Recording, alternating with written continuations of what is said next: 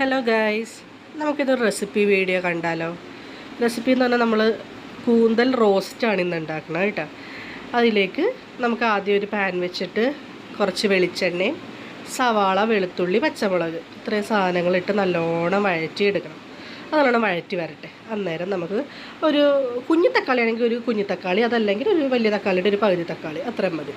അതും കൂടി ഇട്ട് നല്ലോണം വെന്ത് നല്ലൊരു കുഴഞ്ഞ് വരണം. അപ്പോഴേക്കും നമുക്ക് ഇച്ചിരി മഞ്ഞൾപ്പൊടി ഇടാം. ഞാനിങ്ങനെ ഓരോന്നിട്ടിട്ട് ഞാൻ കുറച്ചായിട്ട് ഇളക്കും കേട്ടോ. അങ്ങനെയാണ് ഞാൻ സാധാരണ കറി വെക്കാറ്. അപ്പം മഞ്ഞൾപ്പൊടിയാണ് ആദ്യം ഇട്ടത്.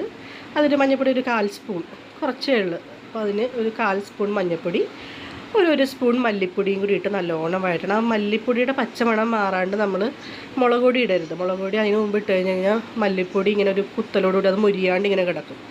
അതിന് ശേഷം ഞാനിപ്പോൾ ഇവിടെ പല ട്രിപ്പായിട്ട് അതായത് ആദ്യം ഒരു 2 സ്പൂണ്, ഒരു 1/2 സ്പൂൺ വീതം മുളക് പൊടി ഇട്ട്, പക്ഷെ എനിക്ക് പോരാന്ന് തോന്നിയിട്ട് വീണ്ടും 1 സ്പൂൺ. അപ്പോൾ ടോട്ടൽ ഞാനൊരു 2 സ്പൂണാണ് മുളക് പൊടി ചേർത്തേക്കണത്. അതായത് ഞാൻ 1/2 കിലോ കൂന്തൽ എടുത്തേക്കണം.